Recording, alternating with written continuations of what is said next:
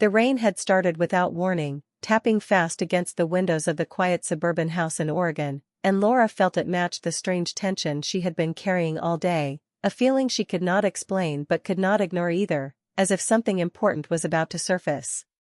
She had lived in this house for 3 years now, ever since she married Michael, and in that time she had learned that being a stepmother was not about replacing anyone but about carefully fitting into a life that already had deep roots. Ethan, Michael's son, had been 16 when she first met him, tall for his age, polite, and guarded in a way that felt older than his years. His mother had passed away suddenly from illness, and the loss had shaped him in quiet but powerful ways. Laura never tried to force a bond, she believed trust grew best when left alone. Most days, their routine was simple: shared dinners, brief conversations, respectful distance. Michael traveled often for his consulting job, and when he was gone, the house seemed larger, quieter, and sometimes lonelier. That evening, Laura was moving quickly in the kitchen, chopping vegetables, checking the oven, letting the familiar sounds calm her thoughts, when she sensed someone behind her. Ethan stood near the doorway, his shoulders tense, his hands pressed into the pockets of his hoodie. He looked different, not angry or upset in a loud way, but weighed down, as if he had been holding something heavy for far too long. Laura turned and offered a small smile, saying dinner would be ready soon, expecting the usual nod and retreat back to his room. But Ethan didn't move. The seconds stretched, and the rain outside grew louder. When he finally lifted his eyes to meet hers, Laura felt a sharp pull in her chest. His face was pale, his jaw tight, his eyes filled with something close to fear. In a voice barely above the rain, he said her name, and then the words came out, rushed and trembling, "I can't take it anymore." The sentence landed hard in the room, cutting through the normal comfort of the evening. Laura froze, her hands still, her mind racing through possibilities: stress from school, pressure about his future, loneliness, but none of them felt big enough to match the weight in his voice. She asked him to sit, keeping her tone calm, though her heart beat faster. Ethan lowered himself into the chair at the kitchen table, staring at the surface like it might crack if he looked up. Laura sat across from him, noticing how much he had grown, how close he was to adulthood, yet how fragile he looked in that moment. The smell of food filled the room, but neither of them noticed. Ethan spoke quickly now, as if afraid he would lose courage if he slowed down. He talked about feeling stuck, about how everyone expected him to move on, to be strong, to plan his life, while inside he still felt like a kid who never got to say goodbye properly.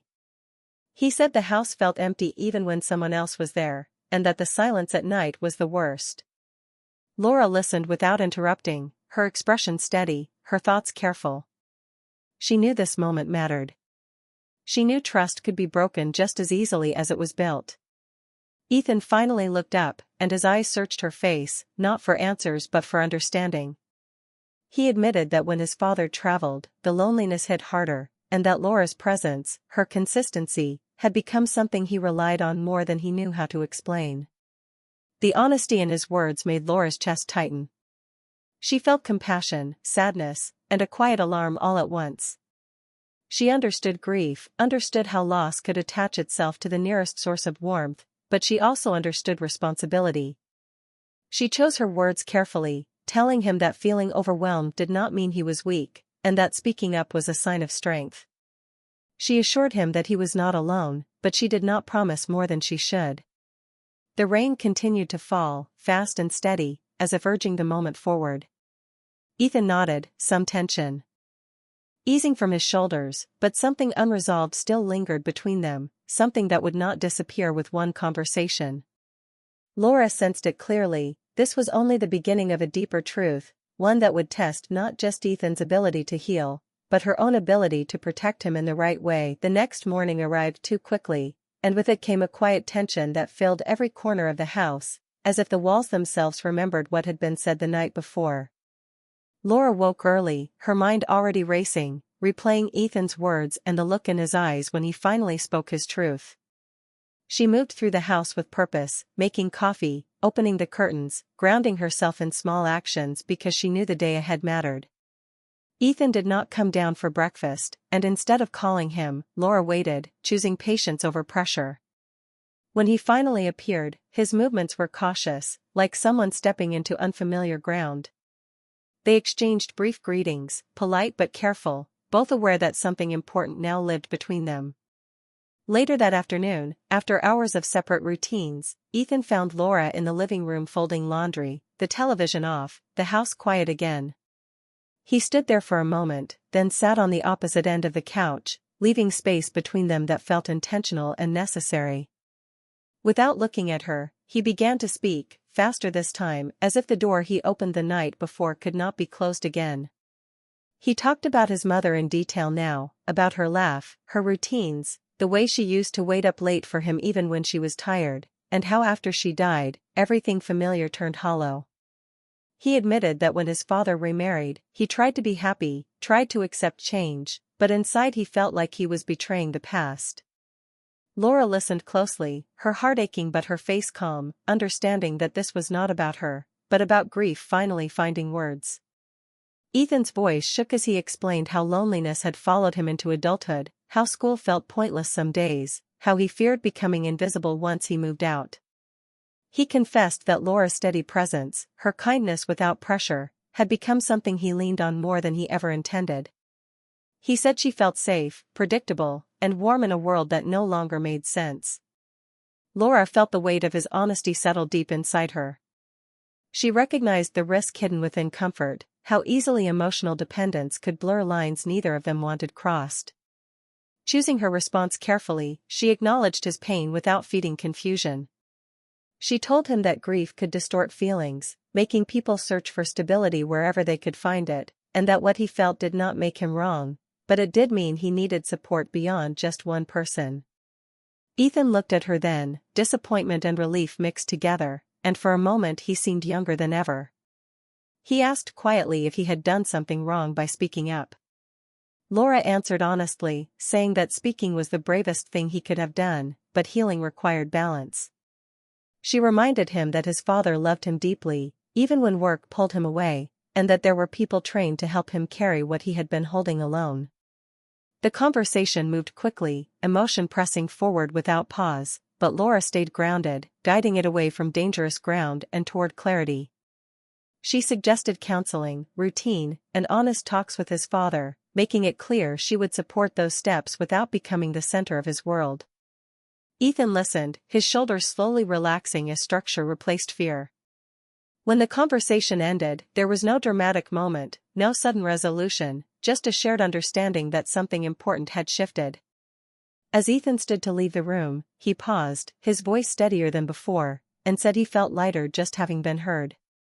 Laura watched him walk away, knowing that part 2 of this journey was not about deepening closeness, but about guiding it safely forward. She sat alone afterward, breathing slowly, aware that care without boundaries could harm as easily as neglect, and resolved to do what love sometimes demanded most, protect someone not by holding them tighter, but by helping them stand on their own. Days passed quickly, but the house felt slower, heavier, filled with an awareness that neither Laura nor Ethan could ignore, and though nothing improper happened, every shared moment carried more meaning than before, which made Laura more careful with each word and action. She kept herself busy, worked longer hours, took evening walks, and made sure conversations stayed short and practical, not because she didn't care, but because she cared deeply enough to protect both of them. Ethan noticed the shift immediately.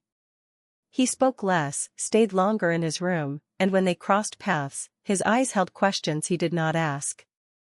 The distance hurt him, but it also forced him to face his emotions instead of placing them on Laura. One evening, while setting the table, Ethan broke the silence again, his voice steady but tired, saying he felt like he was losing the only place where his thoughts felt calm.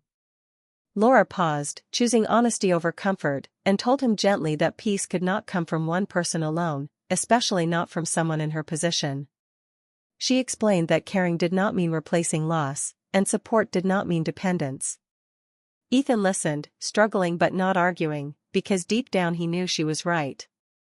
That night, Laura sat alone in the bedroom, the glow of her phone lighting the room as she finally called Michael.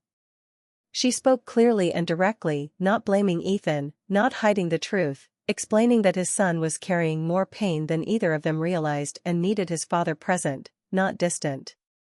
Michael listened in silence, then said he would come home early. The decision brought Laura relief mixed with sadness, because she knew it would change the fragile balance they had built.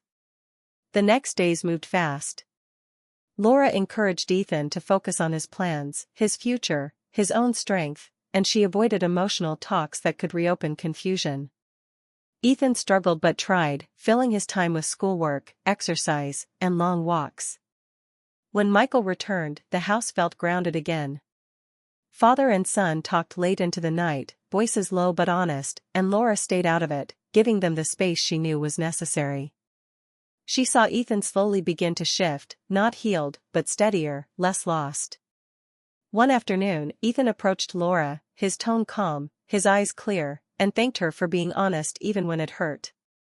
He admitted that part of his pain came from holding on to feelings he did not understand, and that her boundaries helped him see the difference between care and confusion.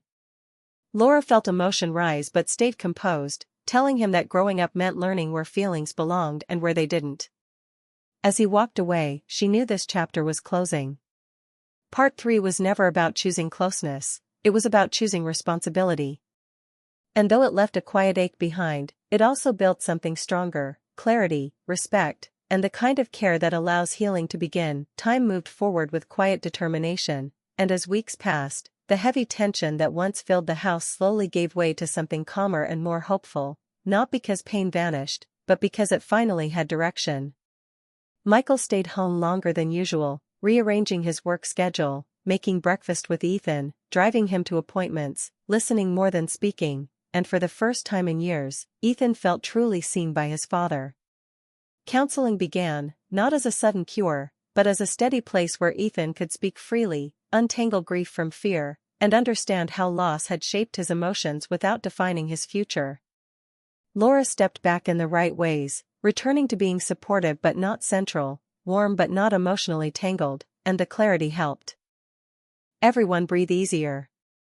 The house regained rhythm, shared meals, light conversation, quiet evenings that no longer felt empty.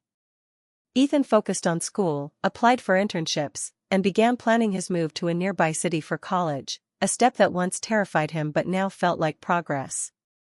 One afternoon, as sunlight filled the living room, Ethan stopped Laura near the door, his voice calm, steady, and full of gratitude, and told her that her honesty had changed his path, that if she had offered comfort without limits, he might have stayed stuck, but because she chose responsibility, he learned strength.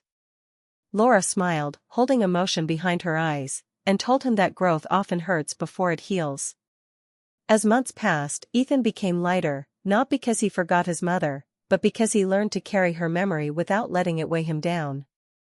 Michael and Laura found balance again in their marriage, strengthened by truth instead of silence. The story that once began with a breaking point ended quietly, without drama or regret, because everyone chose the right kind of love. And in the end, when Ethan packed his car and hugged Laura goodbye, there was no confusion left, only respect, gratitude, and a shared understanding that healing is not about holding on forever, but about learning when and how to let go.